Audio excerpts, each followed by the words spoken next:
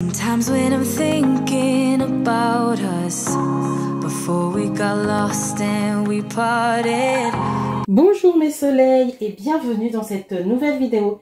J'espère que vous allez bien. J'espère que tout se passe comme vous voulez. Alors aujourd'hui, on se retrouve pour une vidéo. Je vous prends à 16 h. Alors je vous ai jamais pris à 16 h. Mais pourquoi pas partager ce petit moment avec vous. C'est officiellement le moment de la fameuse course contre la montre de la fin de journée. Je vous emmène donc avec nous pour le goûter, le repas. Et ben c'est parti. Donc là il est 15 h 45. Je fais le goûter pour Ivan. On va aller à pied le récupérer à l'école avec sa sœur, avec Princesse. Et puis voilà. J'espère que cette vidéo vous plaira. Back to back we would carry on and we'd do anything for what we started. But this time we could run and drive. C'est l'heure du goûter, donc Ivan il va prendre son goûter tranquillement, en discutant un tout petit peu. Ensuite, il va jouer un tout petit peu, moment de détente, soit il joue, soit il regarde la télé, c'est comme il veut. Et après, on va passer au devoir.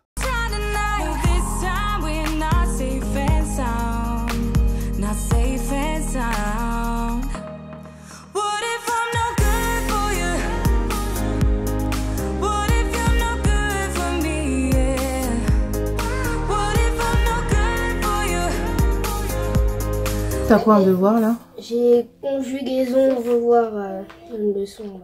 Voilà. Relire leçon d'histoire 5, numéro 5. Ouais. Les dictées de mots du jour 3. Oui. Tenue pour le sport. D'accord. Et pour le MC, c'est relire aussi une leçon. Et aussi, il y a la table de 2 et 3 à apprendre. La table de 2 et 3? Ouais. Bah, ça tombe bien, on va utiliser juste les dés là de chez Action. On va les mettre là. Et après, je vais te poser des questions par rapport à la table de multiplication. D'accord? La table de 2 et 3, c'est la orange et la jaune. Donc, ceux-là, ouais. Ceux-là. Bon, c'est parti. Donne-moi la réponse. 9 fois 2, ça fait combien? 2, ça fait 18. Tu tournes pour vérifier. 18. Ensuite, choisis. Ça. 3 fois 3, ça fait 9. On vérifie. Voilà. Ouais, ensuite. Ça. 4 fois 2, ça fait 8. On vérifie toujours. Ensuite, moi je vais choisir pour être sûr que tu les connais. 9 fois 3. Enfin, 3, c'est 27. 27. Ok. Tiens, bébé. Hop. Toi aussi, tu veux jouer? Tiens, mon bébé. Et ensuite, 6 fois 6. Ah, mais là, ça, c'est un mauvais. Ça. Continue tout seul. Alors, 9 fois 3, bon, ça fait 27, on a déjà vu. Il y a tout été mélangé. Une fois 3, bah, c'est logique, ça fait 3. 6 fois 2, bah, c'est 12. C'est bon. 3 fois 5, bah, c'est 20. 15. 7 fois 2, bah, ça fait... 7 fois 2, ça fait 14. C'est bien, tu t'entraînes bien.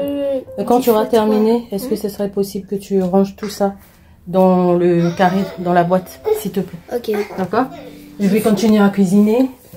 Et quand tu as fini tes devoirs, tu viens me voir, je vérifie. D'accord? Bienvenue dans ma cuisine, mes soleils. On va partir sur un plat réconfortant ce soir. On va manger un ragoût de viande avec ses légumes. Donc, on aura besoin de la viande de bœuf, de la purée de tomates, d'un bouquet garni.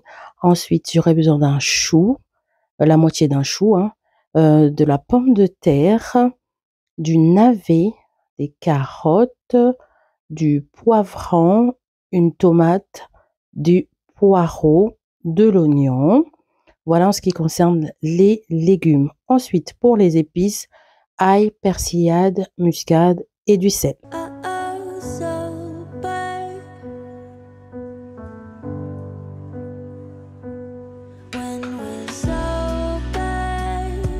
Je commence par couper ma viande. J'essaie de couper de manière un tout petit peu égale en fait. Je fais des petits morceaux quand même pour que ça puisse cuire rapidement. Donc je coupe comme ça. Évidemment, vous pouvez choisir la viande que vous voulez. Ce plat, il peut vraiment s'adapter à toutes les viandes. Vous pouvez même mettre un mélange de viande, c'est-à-dire la viande de bœuf avec la queue de bœuf, avec enfin. Vous pouvez faire ce que vous voulez de ce plat. Il s'adapte vraiment à tout.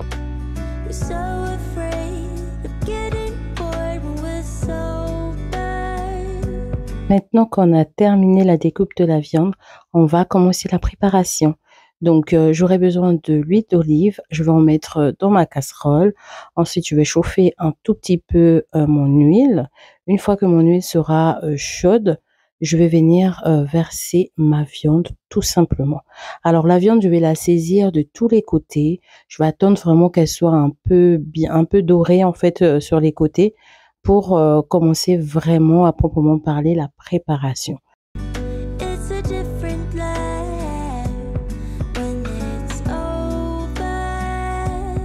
Après 5 minutes, ma viande commence à être colorée. Je viens rajouter une partie des épices. Ensuite, je viens bien remuer comme ça avec ma cuillère en bois. Je vais laisser mijoter tranquillement. Je vais mettre un couvert comme ça, je suis tranquille. Pendant ce temps que la viande est en train de cuire tranquillement, j'ai baissé le feu à 6 et je vais commencer à couper mes légumes. Bien évidemment, vous pouvez déjà couper vos légumes avant de commencer votre préparation, hein. Là, c'est parce que j'avais pas du tout eu le temps, donc c'est pour ça que j'ai fait ça en cours de préparation et ça n'empiétait en rien en fait, ça ne dérangeait en rien la préparation en fait du repas.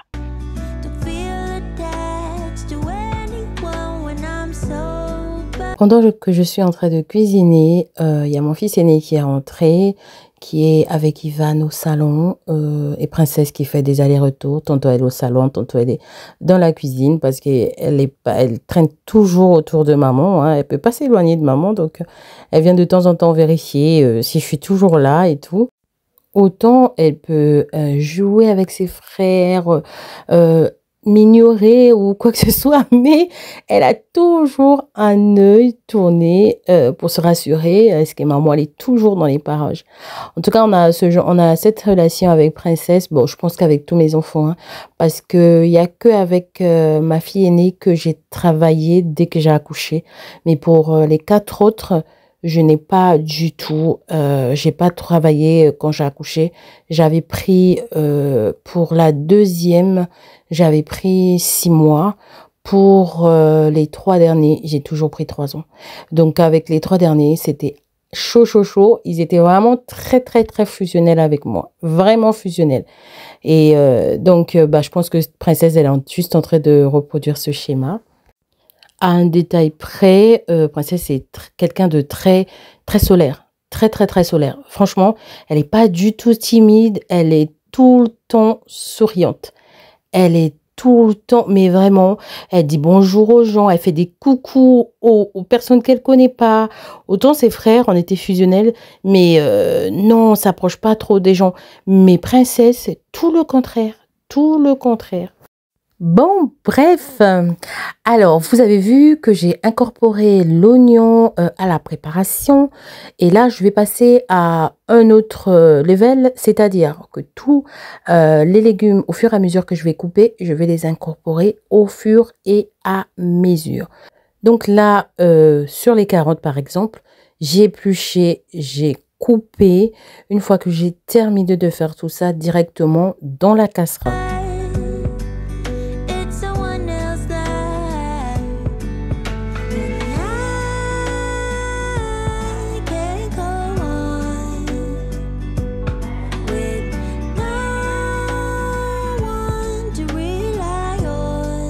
Alors là, on voit que la viande, elle a bien sorti son jus. Ça sent mais tellement bon, je vous assure. Les épices sont bien mélangées avec les légumes, avec la viande. Oh, trop, trop, trop bon. Là, j'ai refermé. Bien évidemment, mes légumes, vous allez remarquer, j'ai mis les légumes cuits le plus difficilement, en fait. Je sais pas si ça se dit ça déjà. Qui se cuit le plus difficilement? Non. En termes de temps de cuisson, en fait, j'ai préféré d'abord mettre les carottes parce que c'est elles qui se cuit le plus longtemps. Voilà. Donc, j'ai commencé par les carottes et pour le reste, je vais les mettre tous ensemble parce que je sais que ça cuit presque à les températures pareilles. Après, moi, j'aime bien que la pomme de terre dans ce plat-là, dans ce ragoût, qu'elle soit fondante, que les carottes aussi soient fondantes. En fait, j'aime dans ce ragoût-là que tout soit fondant. Voilà, en dehors des choux, que ça soit quand même légèrement, enfin, qu'on voit les choux quand même, hein, parce que, voilà, si c'est fondant, ça va ressembler à de l'épinard, donc c'est pas trop le but. Donc, là, je viens éplucher mes navets, que je vais couper donc au fur et à mesure. Ensuite, je vais les incorporer tous ensemble parce que je sais que c'est à peu près le même temps de cuisson, mais vraiment à peu près. Du coup, je vais les mettre tous ensemble. La tomate, je sais qu'elle va fondre littéralement. Elle, je la compte pas vraiment dans le temps de cuisson. Je sais qu'elle va fondre, mais ça me dérange pas parce que le but c'est pas d'avoir la tomate croquante dans la bouche ou fondante dans la bouche ou je sais pas. Je sais que ça va se transformer en purée, donc elle n'a pas du tout trop d'importance en fait. Donc là, je viens rajouter, comme je vous ai dit, mes légumes. Au fur et à mesure que je rajoute un légume, je viens mélanger en fait. Je viens mélanger. Là, j'ai toujours pas mis d'eau. C'est juste l'eau de la viande et des légumes qui est en train de faire cuire en fait tout ce qu'il y a dedans. Donc vous imaginez l'odeur qui s'en sort de cette casserole là. Oh là là là là, c'est trop bon. Du coup, je viens éplucher mes patates. Mes patates sont des patates qui cuisent aussi très vite. Je sais plus c'est quelle variété, je suis pas capable de vous le dire. Mais en tout cas, il faut choisir celle qui cuit le plus vite. Voilà. Je sais plus si c'est ce... Je sais plus. Franchement, je vous assure, je sais plus. J'étais partie chez un primeur et je lui ai demandé de me faire, de me composer, en fait, de quoi faire un ragoût, un pot-au-feu, des trucs du genre, quoi. Et il m'a choisi ça. Il m'a dit que ces patates-là cuisaient très vite. C'est pour ça que vous allez voir que la quantité est pas, enfin, j'ai pas 10 000 patates, j'ai pas 10 000 carottes, j'ai pas, enfin, c'est presque, vous allez voir, c'est presque compté en fait. Donc, j'ai 3 carottes, 2 grosses pommes de terre, 2 poivrons, une tomate, parce que ça a été, c'est un panier qui a été fait par le primeur. Je lui ai dit le nombre de personnes qui devaient manger ça et il m'a composé ça. Voilà.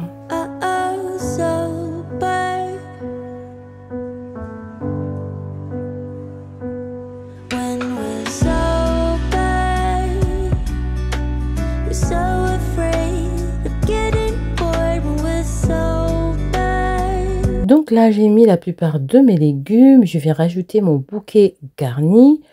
Et ensuite, une fois que j'ai mis le bouquet garni, en fait, j'aime bien le mettre à cette période de cuisson. Tout simplement, je trouve que là, il va libérer tous ces arômes, en fait, à cette période. Si je le mets trop tôt, j'ai l'impression qu'en fin de cuisson, on ne sent pas trop ces arômes-là. Donc, c'est pour ça que j'ai choisi je le mets toujours à cette cuisson-là. Ensuite, je viens rajouter les épices qui me restaient. Vous avez vu que j'ai rajouté la purée de tomates. Et pour finir, je viens rajouter mon chou.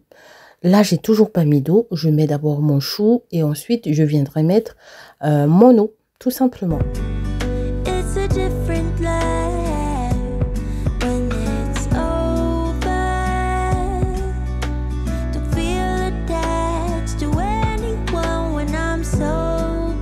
La quantité d'eau, je peux pas vous dire exactement, mais il faudrait que en fait votre eau soit à la limite de vos légumes. Voilà ma quantité d'eau. Ensuite, je vais laisser cuire à feu vif. Donc là, je suis à 9 pendant 20 minutes. Ensuite, je vais venir baisser le feu. Je vais faire à feu moyen. pendant encore 15 minutes à peu près. Et puis ben là, on sera bon. It's someone else that I can't go on with no one. 35 minutes après, donc le repas est prêt. Voilà ce que ça donne. La quantité d'eau a bien réduit. Les légumes sont cuits comme j'aime. Franchement, comme j'aime. Tous les légumes sont fondants. J'adore. Ensuite, aujourd'hui, nous allons accompagner ça du riz, tout simplement. Évidemment, je change des fois. On peut accompagner des bananes, on peut accompagner du manioc, de la tiki, de ce que vous voulez, du pain aussi, hein, ou alors aussi que des patates. Si j'avais fait plus de patates, ça peut se manger aussi que avec les légumes cuits, dont le ragoût. Voilà, voilà. Donc là, je vais dresser les assiettes. Les enfants sont déjà en train de faire la table. Ils ont déjà fait la table d'ailleurs. Et là, je dresse les assiettes pendant que c'est encore chaud. Comme ça, on va manger tout chaud. To rely on. Where do we go, yeah? Where do we go? Cette vidéo est terminée. Merci beaucoup de l'avoir regardée. J'espère que passer un après-midi avec moi vous a plu. N'hésitez pas à la liker. Dites-vous que vos likes, c'est rien pour vous, mais pour moi, c'est énorme. N'hésitez pas à me faire un petit coucou en commentaire également. On se dit à une prochaine fois, mais surtout, prenez bien soin de vous. À bientôt.